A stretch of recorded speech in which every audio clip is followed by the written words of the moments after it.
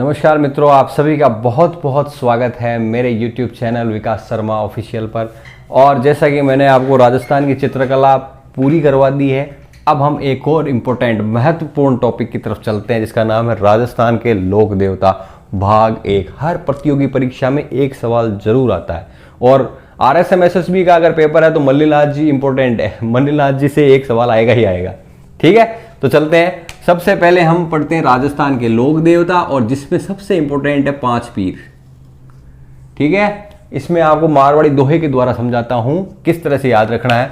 पाबू हड़बू राम दे मांगलिया मेहा, पांचों पीर पधार जो गोगा जी रजया। समझ गए आप लोग? यानी पाबू जी, हड़बू जी, रामदेव जी और मांगलिया मेहा जी, आप सभी पदार्थ जो साहब कटे गोगा जीरी जैया। गांव गांव गोगोर, गांव गांव खेजड़ी, हर गांव में गोगोर, हर गांव में खेजड़ी। ये सवाल आया हुआ है कि किस लोक देवता का मंदिर खेजड़ी के नीचे होता है, तो ये ध्यान रखना। गांव गांव गोगो, गांव गांव गोगो और गांव गांव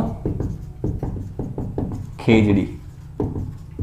ये खेजड़ी का सवाल कितनी बार ही आ चुका है। ठीक है, अब चलते हैं। सबसे पहले हम पाबू जी की तरफ, पाबू जी राठौड़। ठीक है, देखो जन्म हुआ था कोलू गांव, और कोलू गांव कहाँ है? फड़ौदी में, और फड़ौदी कहाँ है? जोधपुर में, और लगभग 1296 ईस्वी के आसपास। ये लोक देवता क्यों हुए? क्योंकि ये सत्य पे थे, सत्य के कारण इन्होंने अपना बलिदान दे दिया, इसलिए इनको लोक देवता के बारे में पूजा जाता है। चलिए देखते हैं। साहित्यिक दृष्टि से इन्हें लक्ष्मण का अवतार कहते हैं। भाई साहित्यिक दृष्टि से देखा जाए तो मारवाड़ में इनको लक्ष्मण की उपाधि दी गई है। किनको? पाबू जी को। ये ऊंटों के देवता है, क्योंकि मारवाड़ राजस्थान में ऊंट लाने के लिए इनको श्रेय जाता है। सबसे पहले ऊंट यही लाए थे। ठीक है, इनकी बहुत ही प्रसिद्ध घोड़ी थी भैया केसर कालमी, जिसका नाम था केसर कालमी। प्रसिद्ध क्यों थी? बाईं और झुकी हुई पाग के लिए। ठीक है ना, इनके बारे में सवाल आ सकता है। केसर कालमी किस लोक देवता से संबंधित है? आगे देखिए। पिता है इनके धांधल जी, माता का नाम है कमला दे और पत्नी है फूलम दे, सोडा की राजकुमारी फूलम दे। छुप्यार दे भी कहते हैं इनको। आगे चलते हैं। भाई है इनके, भाई का नाम है बूढ़ो जी। क्या नाम है जी? बूढ़ो जी। बहन का नाम है पेमल, और पेमल का विवाह हुआ था जायमल के शासक जिंदराव खींची के साथ में। जायमल के शासक जिंदराव खींची के साथ में। आगे इनके बारे में हम वापस और चर्चा करेंगे, जिंदराव खींची के बारे में। अभी चलते हैं आगे। यदि कोई ऊंट बीमार हो जाता है तो पाबू जी की फड़ बांची जाती है। ठीक है, पाबू जी की फड़ कौन बांचते हैं? नायक जाति के भोपा भोपण। ठीक है, यह सवाल आया हुआ है कि पाबू जी के फड़ को किस जाति के भोपा भोपण द्वारा बांचा जाता है, तो वो है नायक जाति के। किस वाद्य यंत्र के द्वारा? तो ये वाद्य यंत्र है रावण हत्ता।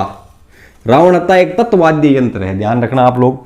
ठीक है, अब जब फड़ बांची जाती है उसके बाद में ऊंट तैयार हो जाता है, सही हो जाता है, तो फड़ का क्या करते हैं? विसर्जन, यानी फड़ ठंडी करना जिसे कहते हैं।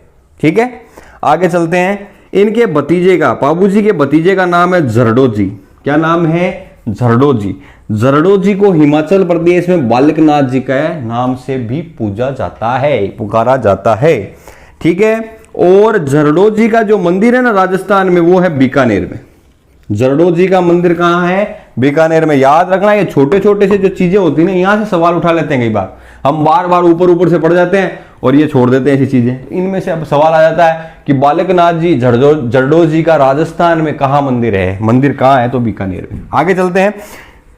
आपके पाबू जी की फड़ जो है वो सबसे लोकप्रिय फड़ है भाई, राजस्थान में सबसे लोकप्रिय फड़। जैसे कि मैंने थोड़ा सा आपको बताया जिंदराव खींची के बारे में हम कल बात करेंगे, लेकिन थोड़ा समझा देता हूं।